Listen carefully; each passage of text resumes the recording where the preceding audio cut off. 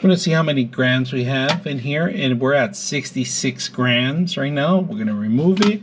Then we're going to place this one in here, and look, 130. That's almost double the weight, more than double the weight, all right?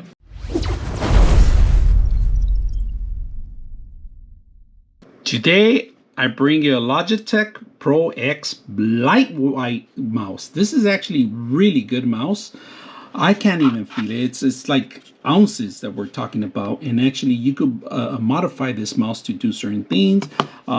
Keyboard modification to the keys. There's a way to do it through the hub where you could actually change the keys to anything you want, pretty much.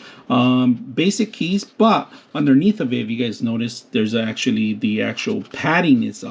This is a very slippery padding that they included. It's more like a adhesive sticker that they put in here, of course, and in some of the critical areas it has it so you can actually move it. Now underneath, there's a couple things you can do here.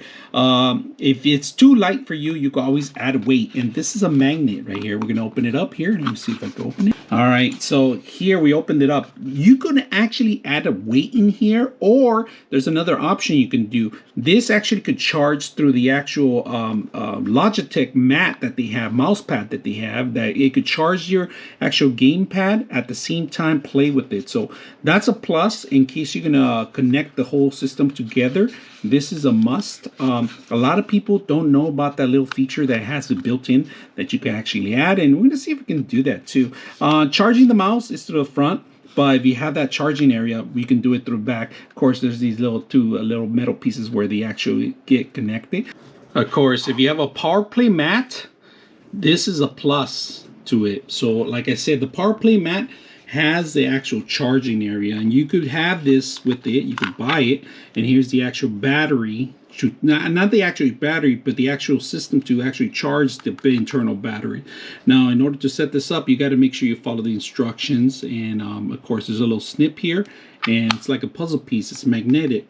Now, if you guys notice right now, there's no light right now because it's not charging, but as soon as I put it in there and start moving around, you'll see that it's charging right there. That's indication that it's charging the actual system itself through the power play mat. So the mat itself is charging the actual device. So I just want you guys to see that what you can do besides having a mouse pad at the same time. You don't have to worry about ever plugging it in and charging it. That's a plus with the Logitech devices that you have in here. There's a lot of great features you can do, especially on this mouse. This is a gaming mouse that's really light.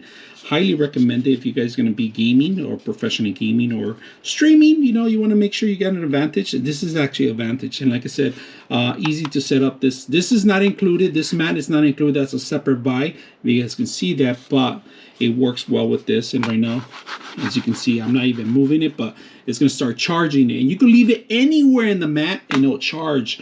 Right now we're at 50%.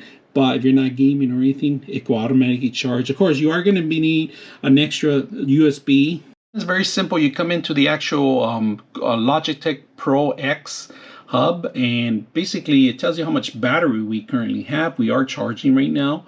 Not that much you can do. You can change the speed of the actual mouse from here.